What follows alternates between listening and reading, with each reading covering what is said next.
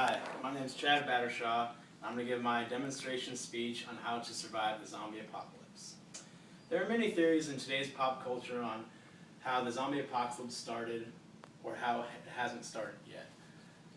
Although science claims that it doesn't exist except in the works of fiction, there is still the rare man-eating emergency room visit.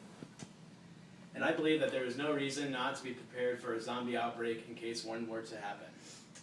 First, I'm going to demonstrate how to survive the zombie apocalypse. Next, I'm going to demonstrate preparing for the zombie apocalypse. And finally, I'm going to show you how to choose a specific course of action based on your individual skill set. And how do you know if there is a zombie outbreak? You want to check your news and radio stations.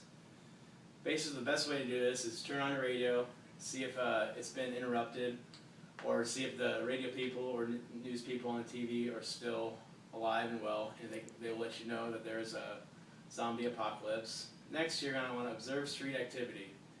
If you see people walking on the streets, gunshots, broken glass, lots of blood, a lot of abandoned vehicles, then that's definitely a good sign of a zombie apocalypse. Next, you're going to want to monitor your local graveyard. If you see people rising from the tombs, broken coffins, or disturbed tombstones, or noises coming from the grave, that's a good sign of a zombie apocalypse. Next, you're going to recognize zombieism. It basically goes hand in hand with observing street activity.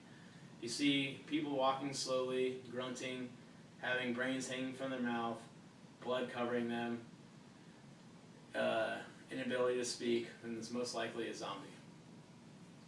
Next, I'm going to show you how to prepare for the zombie apocalypse. First things first, you're going to want to have a survival bag ready. I usually always have this packed, but just in case you don't, have the tools ready to go. First, you're going to want to have a blunt object.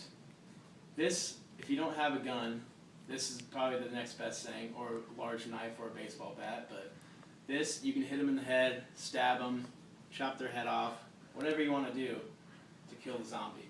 You'll be alright. Next, you're going to want to have some water. This may not kill a zombie, but it could save your life.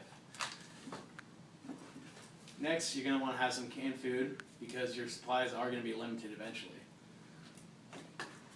Next thing, you're going to be working in the dark quite a bit, so having a flashlight or a lighter, any source of light, is going to help you out a lot. And those are basically the essential tools you'll need for a survival pack. Next, you're going to have an emergency hideout. The best place for us, since we live in Nebraska, would be a farmhouse that you could go to and secure it, because most likely the zombies always like the city first, and then they finally move to the farms. But if people live in California or the East Coast don't exactly have farmhouses like we do.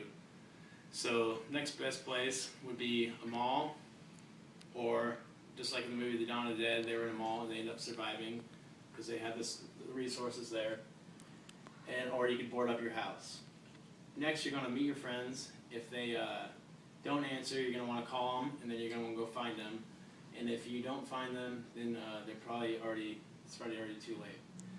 Next, I want to talk about how do you know if it's a zombie apocalypse. You want to run, and you're going to want to hide, and you're going to fight.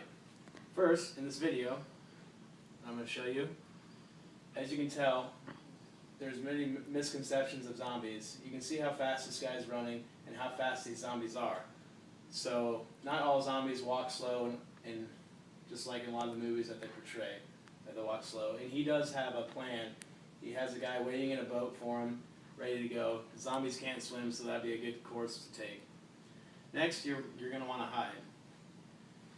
As you can see in this photo, the zombie is not focused in on her, so she's very quiet, she's very still, and so therefore, it doesn't see her, but it's not focused on her, but it knows something's there.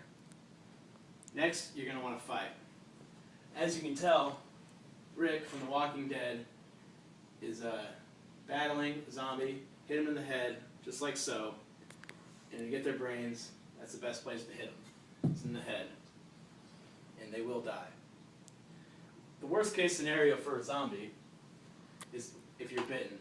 So what you're going to want to do is make a tourniquet with anything you can find. Say you're bitten in the hand, so it stops the bleeding, because you're going to chop off your hand and then you're going to cauterize the wound.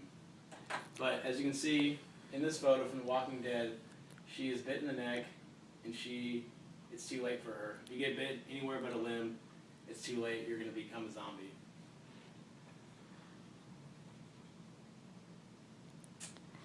Okay. Today I explained that to tell you if there is a zombie outbreak, I demonstrated the preparations you can make for a zombie apocalypse. And then I showed you to choose the best course of action in case there is a zombie apocalypse. So next time you see someone rise from the ground, you'll be able to think fast, assess the situation, quickly figure out the materials you'll need, then you'll know how to survive the zombie apocalypse. It never hurts to be a little quick on your feet, just in case. So if you follow these steps, you will have a good chance to survive the zombie apocalypse. I know I did.